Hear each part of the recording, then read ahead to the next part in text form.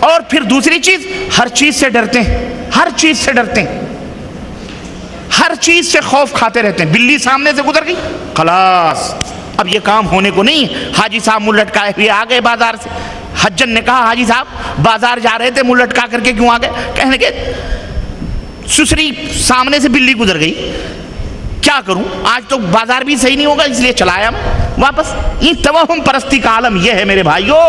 کوا مڈیر پہ آ گیا، گگری ٹوٹ گئی، گھڑا ٹوٹ گیا، سالن گر گیا، فلانے نے کام کرنے سے پہلے چھینک مار دی، چل ہٹ، اسی وقت تجھے چھینکنا تھا جب میں یہ کام کرنے جا رہا ہوں، اس کی چھینک ایسی، اس کا فلاں، یعنی توہم پرستی۔ رات کو جھاڑو نہیں مارنا کیونکہ ساری برکت باہر نکل جاتی، رات کو ناخن نہیں کاٹنا، رات کو آئینہ نہیں دیکھنا، ٹوٹے گلاسوں میں پانی نہیں پینا، ٹوٹے آئینے نہیں دیکھنا ورنہ قسمت ٹوٹ جائے گی۔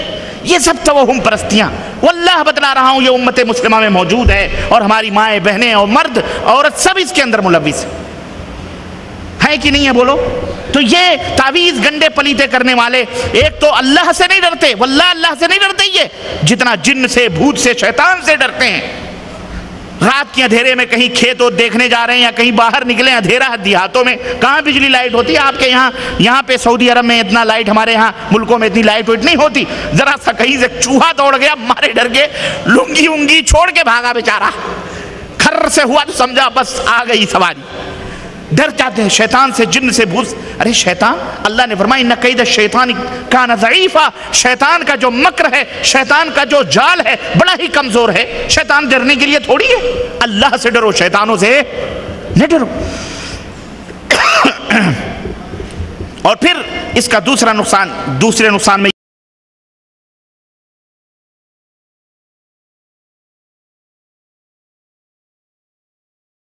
بسم اللہ الرحمن الرحیم۔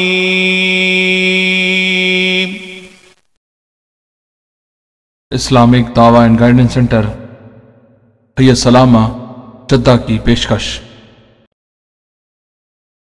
درس کا عنوان ہے تعویذ گنڈوں کی شرعی حیثیت۔ درس کے مقرر ہیں فضیلت الشیخ سید معراج ربانی حفظہ اللہ۔ اعوذ باللہ من الشیطان الرجیم۔ قل هذه سبيلي أدعو إلى الله على بصيرة أنا ومن اتبعني وسبحان الله قل هذه سبيلي أدعو إلى الله على بصيرة أنا ومن اتبعني وسبحان الله وما أنا من المشركين۔ اے نبی آپ کہہ دیجئے میری راہ یہی ہے، میں اور میرے پیروکار اللہ کی طرف پورے علم و یقین اور اعتماد کے ساتھ دعوت دے رہے ہیں، اور اللہ پاک ہے اور میں مشرکوں میں نہیں ہوں۔ ٹوٹے گلاسوں میں پانی نہیں پینا، ٹوٹے آئینے نہیں دیکھنا ورنہ قسمت ٹوٹ جائے گی۔ یہ سب توہم پرستیاں واللہ بتلا رہا ہوں یہ امت مسلمہ میں موجود ہے، اور ہماری مائیں بہنیں اور مرد عورت سب اس کے اندر ملوث ہے کہ نہیں ہے بولو؟ تو یہ تعویذ گنڈے پلیتے کرنے والے ایک تو اللہ سے نہیں ڈرتے، واللہ اللہ سے نہیں ڈرتے یہ جتنا جن سے، بھوت سے، شیطان سے ڈرتے ہیں۔ رات کے اندھیرے میں کہیں کھیت دیکھنے جا رہے ہیں یا کہیں باہر نکلے، اندھیرا ہے دیہاتوں میں، کہاں بجلی لائٹ ہوتی ہے آپ کے یہاں پہ سعودی عرب میں اتنا لائٹ، ہمارے یہاں ملکوں میں اتنی لائٹ وائٹ نہیں ہوتی۔ ذرا سا کہیں سے چوہا دوڑ گیا، مارے ڈر کے لنگی انگی چھوڑ کے بھاگا بیچارہ، کھر سے ہوا تو سمجھا بس آ گئی سواری۔ ڈر جاتے ہیں شیطان سے، جن سے، بھوت۔ ارے شیطان، اللہ نے فرمایا ان کید الشیطان کان ضعیفا، شیطان کا جو مکر ہے، شیطان کا جو جال ہے بڑا ہی کمزور ہے۔ شیطان ڈرنے کے لیے تھوڑی ہے، اللہ سے ڈرو، شیطانوں سے نہ ڈرو۔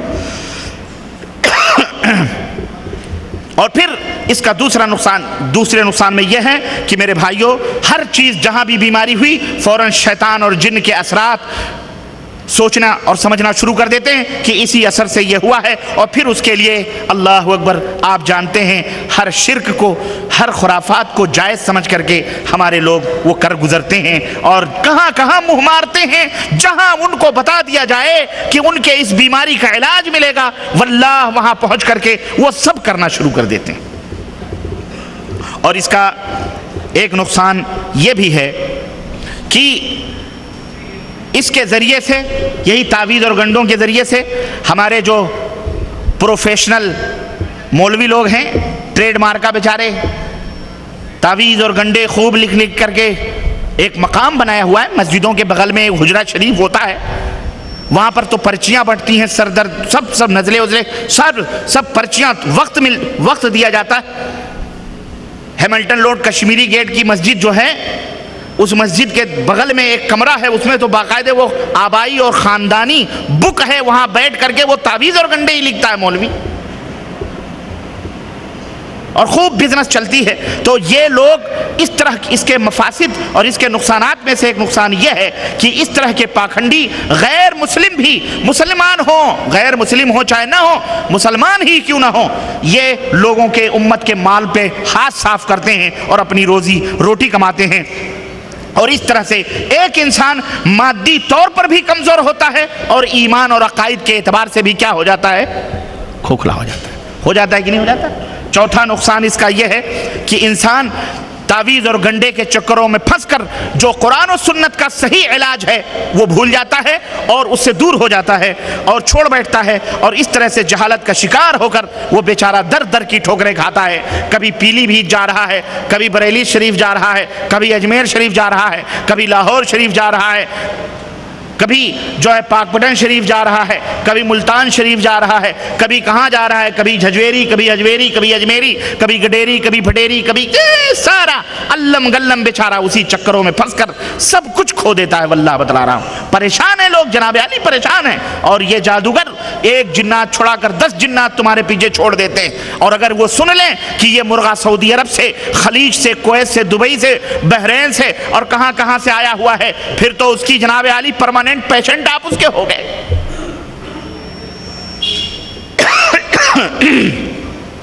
میرے بھائیوں، اس لیے یہ نقصانات ہیں اس کے۔ اللہ عز و جل سے اپنے لو کو لگاؤ، اللہ کو شفا دینے والا سمجھو، اور اللہ عز و جل نے جو اسباب اس دنیا میں بنائے ہیں فائدہ اٹھانے کے، ان اسباب سے فائدہ اٹھاؤ۔ اسباب سمجھتے ہیں کس کو کہتے ہیں؟ ذریعہ۔ گاڑی سے آپ کندرا البرکہ انٹرنیشنل اسکول آئے، یہ گاڑی اسباب ہے، سبب ہے یہاں پہنچنے، ذریعہ۔ تو اسی طرح اللہ عز و جل نے دنیا میں بہت سارے اسباب پیدا کیے ہیں۔ یہ زمین کے اوپر آپ چلتے ہیں تو یہ زمین سبب ہے۔ یہ زمین کیا ہے؟ اللہ کے بنائے ہوئے اسباب میں سے ایک سبب ہے۔ ہوا ایک سبب ہے، پانی ایک سبب ہے، اللہ عز و جل نے بنائے ہیں۔ تو سمجھا رہا ہوں، سبب سمجھو، تاکہ بہت سارے بھائی لوگ کہتے ہیں اتنا بڑا بڑا لفظ بولتے ہیں سمجھ نہیں آتی۔ اسباب یہ سبب کی جمع ہے، تو اللہ عز و جل نے اسباب بنائے ہیں اس دنیا میں، ان اسباب کو اختیار کرو، اللہ نے اس کا حکم دیا ہے۔ لیکن قضا اور قدر پر، تقدیر پر ایمان رکھتے ہوئے نفع پہنچانے والا، مشکل کشا، حاجت روا، اسی طرح نقصان پہنچانے والا، شفا دینے والا، اور ہر سبب میں خوبی پیدا کرنے والا کون ہے؟ صرف اللہ عز و جل کو سمجھیں اور اس سبب کو اختیار کریں۔ اسلام اس کا حکم دیتا ہے، چنانچہ اللہ عز و جل نے قرآن کریم میں ارشاد فرمایا، فَإِذَا قُضِيَتِ الصَّلَاةُ فَانْتَشِرُوا فِي الْأَرْضِ وَابْتَغُوا مِنْ فَضْلِ اللَّهِ کہ مسلمانوں، جب جمعے کی نماز ختم ہو جائے تو منتشر ہو جاؤ۔ کیا ہو جاؤ؟ منتشر ہو جاؤ، پھیل جاؤ، اور اللہ عز و جل نے جو فضل و کرم دنیا کے اندر رکھے ہیں اس کو ڈھونڈو، اس کو تلاش کرو، تجارت کرو اور روزی روٹی کماؤ۔ اللہ اکبر، روزی تلاش کرو۔ سورہ جمعہ آیت نمبر 10۔ اسی طرح اللہ نے فرمایا فَامْشُوا فِي مَنَاكِبِهَا وَكُلُوا مِن رِزْقِهِ، سورہ اللہ عز و جل نے فرمایا کہ اے دنیا کے لوگوں، یہ جو زمین ہے، اس زمین کے کندھے پر، اس روئے زمین پر، اس کندھے پر چلو، زمین کے کندھے پر، اور اللہ کی دی ہوئی روزیوں کو کھاؤ، ڈھونڈو، تلاش کرو، روزیاں کھاؤ۔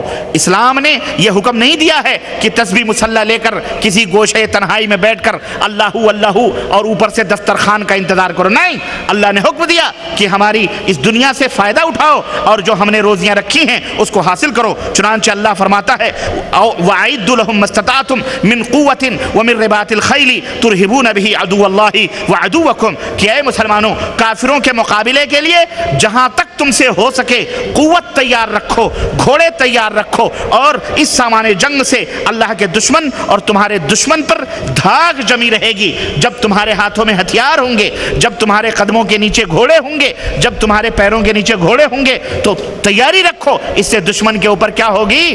دھاگ جمی رہے گی۔ یہ نہیں کہ اللہ کا نام لے کر نہتھے جا کر کے روڈوں کے اوپر کھڑے ہو جاؤ، مظاہرے کرو اور کہو اے اللہ بھیج فرشتوں کی فوج اور ہماری مدد کرے گی۔ نہیں، اللہ نے کہا اسباب اختیار کرو، ہتھیار لے لو، پھر اللہ کے اوپر بھروسہ کرو۔ سمجھ آئی کہ نہیں آئی؟ ہاں، تو اسباب اختیار کرو۔ اسی طرح اللہ رب العزت نے ارشاد فرمایا ادعونی استجب لکم، مجھے پکارو میں تمہاری مراد کو پوری کروں گا۔ حضرت انس بن مالک کہتے ہیں کہ ایک شخص آیا نبی کریم صلی اللہ علیہ وسلم کے پاس اور کہا عاقلھا وتوکل او اطلقھا واتوکل، قال اعقلھا وتوکل۔ نبی کریم صلی اللہ علیہ وسلم کی خدمت میں ایک شخص آیا، اس نے کہا اے اللہ کے نبی، اپنے سواری کو باندھ کر اللہ پر بھروسہ کروں یا اس کو چھوڑ کر اللہ پر بھروسہ کروں؟ سنیں، یہ بدو عربی توکل کا مفہوم سمجھ رہا ہے، توکل کا معنی جاننا چاہ رہا ہے نبی کریم صلی اللہ علیہ وسلم سے۔ کیا کہ اللہ کے نبی اللہ پہ بھروسہ کرو تو جو میری سواری ہے اسے کھوٹے میں رسی میں باندھ کر اللہ پر بھروسہ کروں یا اس کی نکیل چھوڑ دوں اور پھر اللہ پہ بھروسہ کروں؟ تو اللہ کے حبیب نے کیا فرمایا؟ اعقلھا وتوکل، اس کو باندھو پھر بھروسہ کرو۔ پہلے اس کو بولو اسباب اختیار کرو اور بھروسہ کس پر کرو؟ گھر کے اندر چابی تالے مضبوط کر کے رکھو اور بھروسہ کس کے اوپر کرو؟ یہ نہیں کہ گھر کے چوپڑ دروازے آپ نے کھول دیے اور سو گئے ٹھرا کے اللہ مالک ہے۔ ہمارے بہت سارے احباب ہیں گھر میں فاقے ہو رہے ہیں، گھر میں کیا ہو رہے ہیں؟ بیوی بیمار ہے، بچے بیمار ہیں، فاقے ہو رہے ہیں، اور اعلیٰ حضرت کہاں نکلے ہیں؟ تبلیغ کرنے۔ کہاں جا رہے ہو بھائی؟ ارے تمہاری دکان کیا ہوگی، تمہارا مال کیا ہوگا، تمہارے بیلوں کو کون کھلائے گا، تمہاری بھینس، تمہاری بیوی؟ اللہ مالک ہے۔ اللہ ان کے بھینسوں کا مالک، ان کے گھر کا مالک، ان کی بیوی کا مالک، ان کو حکم دیا ہے کہ اس طرح سے نکلو بھائی چھوڑ چھاڑ کے۔ اللہ اپنے دین کا مالک نہیں ہے کہ تم کو کہا چھوڑ چھاڑ کے چلو ہمارے دین کی عبادت کرو؟ بولو، اگر اللہ تمہارے بھینس، تمہاری بیوی، تمہارے بچوں کا مالک ہے تو اللہ اپنے دین کا بھی مالک اور محافظ ہے کہ نہیں؟ تمہیں اس بات کا حکم نہیں دیا گیا کہ تم اس طرح سے گھروں پر چیختے چلاتے بچوں کو چھوڑ دو اور کہہ دو اللہ مالک ہے۔ اللہ کے حبیب فرماتے ہیں اعقلھا وتوکل، باندھو اور پھر اللہ کے اوپر بھروسہ کرو۔ اگر اس طرح کوئی حرکت کرتا ہے تو وہ کفر کرتا ہے کہ دروازہ کھول دے اور اللہ پہ بھروسہ کرے، سواری چھوڑ دے اللہ پہ بھروسہ کرے، یہ کفر ہے، یہ اللہ کا مذاق اڑانا ہے۔ بولو، مذاق اڑانا ہے کہ نہیں مذاق اڑانا؟ کل کو دشمن کیا کہیں گے؟ ہاں، بڑے بھروسے کی بات کر رہے تھے، تمہارا اللہ کہتا ہے یہ دیکھو ہو گیا۔ نہیں، پہلے اس کو باندھو، دروازے بند کرو، تب جا کر اللہ کے عز و جل کے پہلے اسباب اختیار کرو۔ اسے ترک کرنا میرے بھائیو یہ جہالت ہے، لیکن ان اسباب پر بھروسہ کر لینا یہ بھی جہالت ہے۔ اسباب مہیا کرو اور بھروسہ کس کے اوپر کرو؟ محنت کرو، اپنے طاقت اور بازو کے اوپر بھروسہ نہ کرو۔ اللہ نے جتنا لکھا ہے اتنا تمہارے پاس آئے گا، لیکن تم محنت کرنے سے بولو نہ رکو، محنت کرو، تم مزدوری کرو، تمہارا وہ مقدر ہے، اللہ دینے والا ہے۔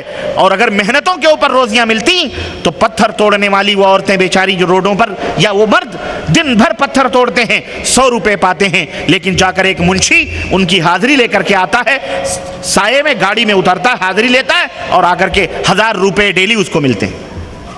اس کی محنت زیادہ یا پتھر توڑنے والوں کی محنت زیادہ؟ تو محنتوں کے اوپر روزیاں نہیں ملتی ہیں، اللہ عز و جل روزیاں عطا فرماتا ہے۔ آپ کی آفس میں، آپ کی کمپنی میں بہت سارے ایسے لوگ ہیں جن کی تنخواہیں 4000 ہیں، کچھ نہیں کرتے ہیں، کرسیاں توڑتے ہیں، آپ دن بھر 8 گھنٹے 9 گھنٹے ڈیوٹی کرتے ہو، آپ کی تنخواہ 2000۔ یہ اللہ عز و جل نے روزیاں تقسیم کی ہیں، لیکن اس کا یہ مطلب نہیں کہ جب اسے 4000 مل رہے ہیں تو مجھے کیوں نہیں مل رہے ہیں، میں بھی نوکری چھوڑوں بیٹھوں کھراٹے لے کر یا مسلح تسبیح لے کر کسی گوشے میں بیٹھوں، نہ، اس کی اجازت نہیں دی گئی۔ آپ اپنے فرض کو ادا کریں۔ اللہ عز و جل جو اس کو 400 میں برکت دے رہا ہے، اللہ اسی 2000 میں 200 میں تمہیں برکت عطا فرمائے گا۔ کھلانے پلانے والا اللہ ہے۔ اسی طرح سے میرے بھائیوں، میرے عزیزوں، تو آپ اسباب اختیار کریں، اسباب میں صحیح نتائج پیدا کرنا یہ اللہ عز و جل کا کام ہے، آپ اسباب کے اوپر بھروسہ نہ کریں۔ چنانچہ اللہ رب العزت کا فرمان سنو، ذرا سنو غور سے مسلمانوں، توجہ میری طرف۔ اللہ عز و